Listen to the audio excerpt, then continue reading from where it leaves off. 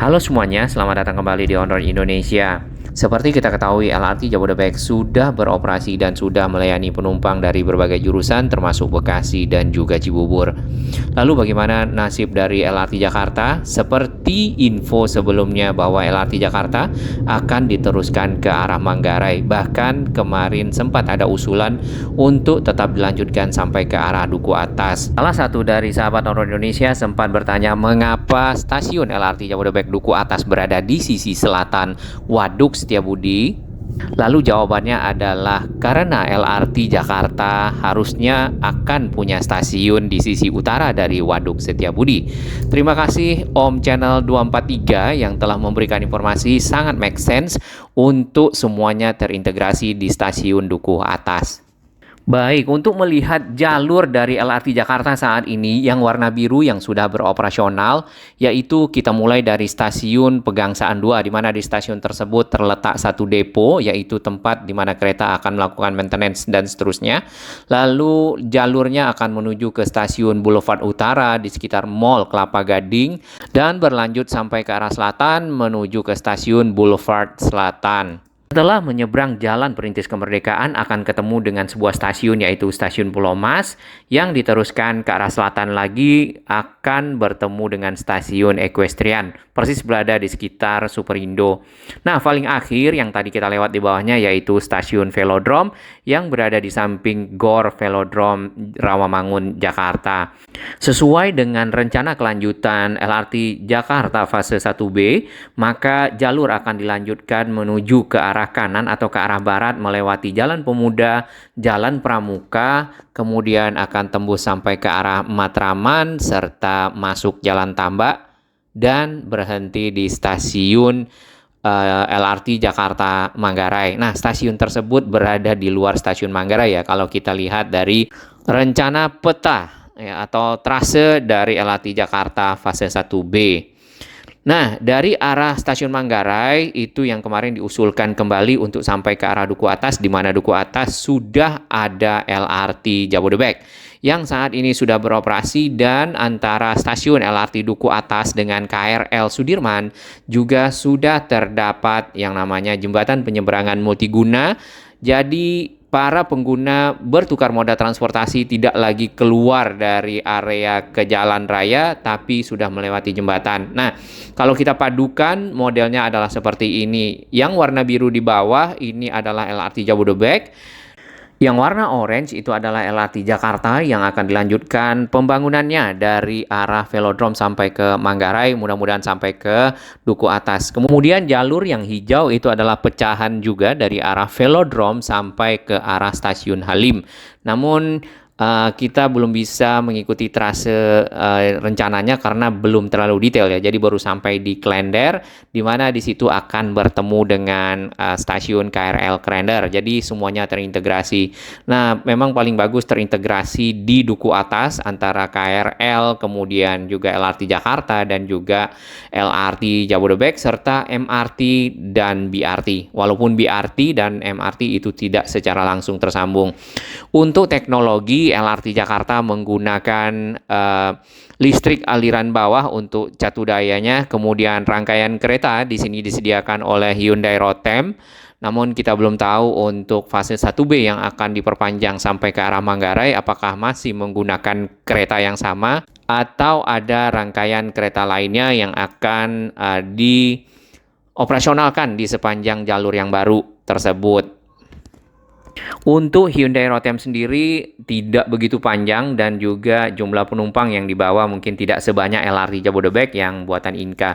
Tapi kita belum tahu apakah Hyundai Rotemnya akan yang seri panjang atau bagaimana, nanti kita akan pantau bersama. Baik, ini adalah ujung paling atas ya dari trek atau rel LRT Jakarta di Velodrome, dan di sini ada pembatas di atas dari relnya. Jadi si kereta LRT Jakarta rangkaiannya Hyundai Rotem kalau misalnya bablas itu sudah ada yang menghalangi ya. Kemudian di paling ujung ini terdapat juga sambungan jembatan udara lebih tepatnya atau Sky Bridge yang terhubung ke halte Transjakarta di Rawamangun ya, di depan sana Jalan Pemuda. Nah, ini relnya masih terputus di sini, nantinya akan bercabang dua. Yang pertama yang akan menjadi prioritas untuk dilakukan pembangunan adalah yang ke arah barat atau kanan, yang melewati Jalan Pemuda. Tampaknya yang akan dipergunakan jalurnya adalah di sekitar median jalan atau di antara kedua jalur jalan di bagian tengah lebih tepatnya, karena mungkin secara lahan lebih mudah diadakan sehingga proses pembangunan dapat dimulai lebih cepat. Nah, groundbreakingnya sebenarnya harusnya di bulan Agustus atau paling lama di bulan September. Sekarang kita sudah masuk di bulan September, namun kita belum menerima atau membaca informasi di media ataupun juga pengumuman dari Pemprov DKI ataupun juga para pelaksana dari proyek ini bahwasannya sudah dimulai groundbreaking. Mudah-mudahan di bulan September ini dapat dilakukan groundbreaking, karena tadinya ini groundbreakingnya juga telat ya, waktu pembuatan pertama kali untuk keperluan Asian Games pada waktu itu di tahun 2018. Nah, groundbreakingnya awalnya LRT Jakarta akan sama dengan LRT Jabodebek, tapi waktu itu di September 2015 nampaknya LRT Jakarta belum siap. Jadinya groundbreaking awal dari LRT Jakarta adalah di Juni 2016, tepatnya di hari ulang tahun Kota Jakarta ke-489. Stasiunnya kalau kita perhatikan di sini cukup baik, cukup bagus, cukup modern. Terdapat 1, 2, 3, 4 gate ya bagi para penumpang. Nantinya mungkin akan ditambah gate-nya terutama pada saat sudah terintegrasi dengan berbagai moda transportasi. Tentunya akan bertambah jumlah penumpang menuju ke arah sini. Terdapat area komersial di dalam dari stasiun, dan stasiunnya memiliki juga bangku-bangku yang ada yang bisa dipergunakan oleh para penumpang yang menunggu kereta ya. Namun karena saat ini stasiunnya masih 6, jadi penumpangnya belum begitu banyak. Mudah-mudahan nanti setelah tersambung dengan LRT Jabodebek dan juga stasiun KRL, maka jumlah penumpang akan lebih tinggi lagi sehingga area-area ini juga area-area komersial dapat berkembang lebih baik. Kita masuk kembali ke dalam kereta. Di sekitar sini kita akan melihat bagaimana fasilitasnya. Tadi PSD-nya atau platform screening door itu dibuat agak tinggi ya, sama dengan LRT Jabodebek yang kita lihat. Lebih tinggi daripada MRT Jakarta dikarenakan adalah faktor keamanan, yaitu listrik. Listrik yang dipergunakan untuk LRT Jakarta atau LRT Jabodebek adalah listrik aliran bawah dan cukup bertegangan tinggi. Jadi untuk pengamanan dari para penumpang yang menunggu dibuatlah pagar lebih tinggi, mengingat tegangan listrik sangat berbahaya bagi para penumpang yang misalnya jatuh ke bawah. Ya, kalau MRT Jakarta listriknya menggunakan aliran atas hanya saja, kalau aliran bawah lebih rapi, aliran atas itu menggunakan kabel udara. Baik, di sini terdapat peta yang disediakan untuk melihat jalur dari LRT Jakarta, kemudian ada tempat duduk prioritas. Ini sama kalau kita lihat di LRT Jabodebek juga sama, KRL juga ada, kemudian di bis Transjakarta juga ada. Jadi memang itu standar dari fasilitas umum yang ada di Jakarta. Tentunya itu akan membantu masyarakat-masyarakat yang difabel, lanjut usia, dan ibu hamil untuk mendapatkan tempat duduk prioritas. Tadi kita sudah lihat juga petanya, jadi garisnya masih putus-putus dari Velodrome sampai ke Manggarai ya. Mudah-mudahan nanti itu garisnya tersambung, dan tentunya pengguna KRL ataupun pengguna LRT Jakarta dapat bertukar moda transportasi di sekitar Manggarai. Terdapat beberapa stasiun yang dilalui oleh si LRT Jakarta menuju ke arah Manggarai, mulai dari Velodrome ya, nanti akan ketemu Rawamangun, Pramuka BPKP, Pasar Pramuka, kemudian ada Matraman, dan seterusnya. Peta ini juga menginformasikan dari jalur-jalur kereta KRL yang ada, kemudian LRT Jabodebek ya, yang kodenya adalah C ya, CB dan BK, CB untuk Cibubur, BK untuk Bekasi. Lalu ada di sini garis-garis putus-putus ke MRT fase 4. Nah, itu adalah sambungan dari LRT Jakarta Taman Mini sampai ke arah Fatmawati. ya, Fatmawati Indomaret. Nah, itu di sepanjang dari Jalan TB Simatupang ya akan ada jalur nantinya MRT fase 4. Kita akan bahas di video berikutnya. Jadi jalur tersebut menyisiri jalan tol, kemudian ada yang di bawah dan ada yang elevated atau di atas. Ya, mudah-mudahan itu selesai juga ya, karena Jakarta sendiri membutuhkan moda transportasi baru yang massal, yang nyaman. Kemudian KAI sendiri atau KRL kalau kita perhatikan memang sudah sangat padat baik itu di pagi ataupun sore hari. LRT Jabodebek di hari ini hari Minggu tanggal 3 September kita juga lihat sudah mulai padat. Jadi ternyata alternatif moda transportasi yang baru ini banyak diminati oleh masyarakat, walaupun kemarin kita dengar adanya beberapa kendala yang terjadi, apakah itu kelistrikan, pintu, dan rem. Mudah-mudahan itu menjadi improvement untuk perusahaan dalam negeri PT Inka dalam menyempurnakan layanan-layanan rangkaian kereta yang dibuat ya. Mudah-mudahan mencapai satu standar internasional, jadi pada saat delivery semuanya sudah baik. Tapi paling tidak LRT Jakarta saat ini benar-benar membantu meringankan atau mengurangi beban dari KRL nampaknya kalau kita perhatikan. Mungkin sahabat-sahabat yang di KRL bisa berbagi informasi pengalaman sejauh ini setelah beroperasionalnya si LRT Jabodebek, apakah KRL berkurang penumpangnya? Baik, silakan komen ya. Nah, tadinya memang kita belum melihat adanya groundbreaking di sekitar sini, namun ada pekerjaan-pekerjaan yang dilakukan di pinggir dari Jalan Kayu Putih Raya ini menuju ke arah Jalan Perintis Kemerdekaan yang kita lihat di sisi barat. Ya, tepatnya di sekitar dari stasiun-stasiun LRT Jakarta serta di beberapa lokasi, yaitu pengerjaan revitalisasi trotoar. Trotoar sendiri kalau kita lihat di sekitar sini memang agak kurang ya, terutama di yang bukan stasiun. Untuk sekitar stasiun kita lihat sudah mulai dibenarkan atau diperbaiki, dibuat lebih baik lagi. Di situ tadi sudah disiapkan box culvert.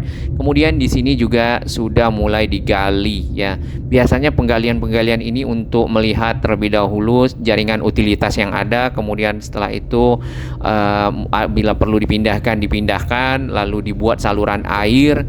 Nah, saluran air ini biasanya digali ya. Di sini juga sudah terlihat ada ekskavator yang bersiap biasanya menggali. Nah, setelah itu salurannya dibentuk, kemudian ditutup rata dan diaspal kembali ataupun dijadikan jalur pedestrian atau jalur perjalan kaki bagi para pengguna trotoar ya. Mungkin dari stasiun ke stasiun atau dari area-area yang ada di sekitar sini. Kalau kita lihat di sini trotoarnya memang kurang ya. Nah, termasuk Jalan HR Rasuna Said yang kita perhatikan juga trotoarnya sudah lama, trotoar yang lama, dan mudah-mudahan itu ada proses pekerjaan revitalisasi. Baik, ini adalah stasiun Pulau Mas LRT Jakarta. Di sini sudah ditaruh material-material yang akan dipergunakan untuk perapian dari trotoar yang ada sehingga menjadikan jalur perjalan kaki ini menjadi lebih baik, tadinya lebar ya, cuman kurang baik nampaknya. Mungkin sudah saatnya direvitalisasi. Nah, jadi para pengguna pun nyaman dari arah Jalan Perintis Kemerdekaan berjalan ke arah stasiun dengan baik, dengan aman ya, di trotoar yang baru tentunya. Baik, kita akan teruskan perjalanan melintasi Jalan Perintis Kemerdekaan masuk ke Jalan Boulevard Selatan di sekitar Kelapa Gading ya.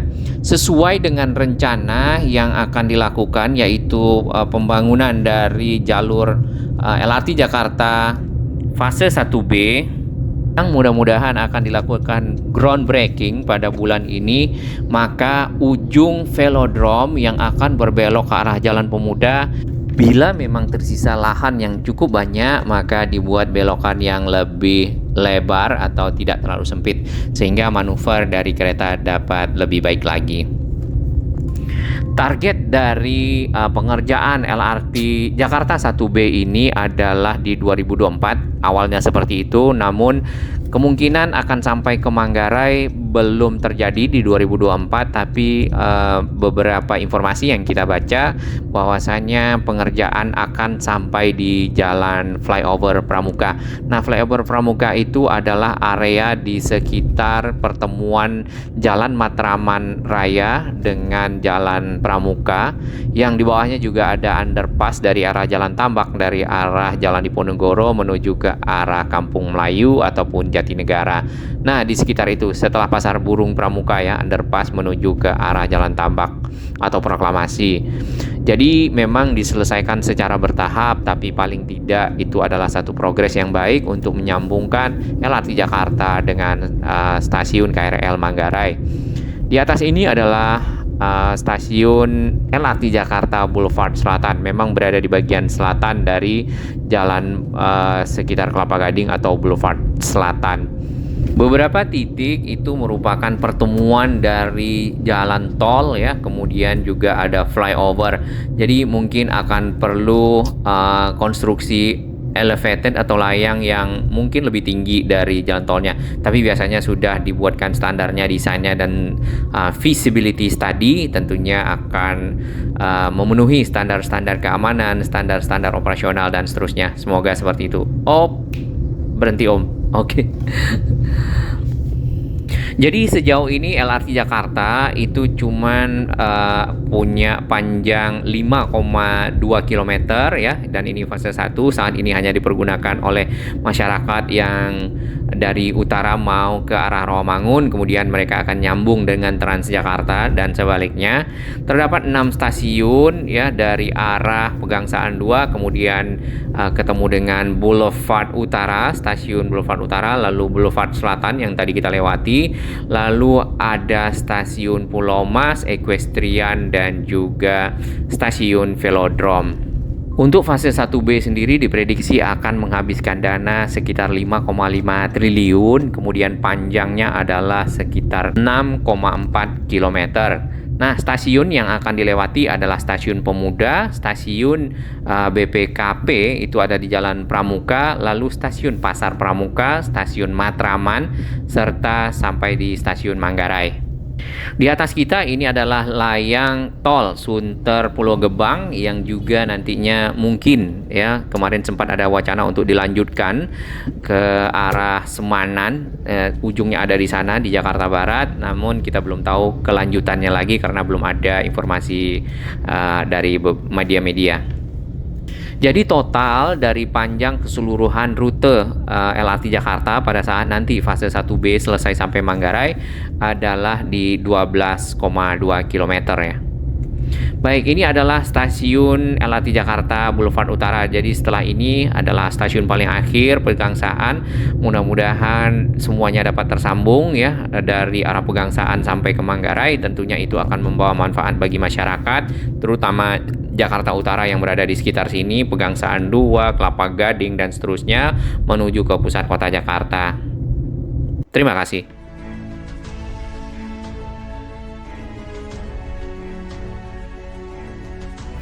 Bagi sahabat kami yang baru menemukan channel ini, silakan subscribe dan ikuti perkembangan informasi transportasi infrastruktur lingkungan Jakarta, Jawa Barat, dan sekitarnya menuju Indonesia yang lebih baik.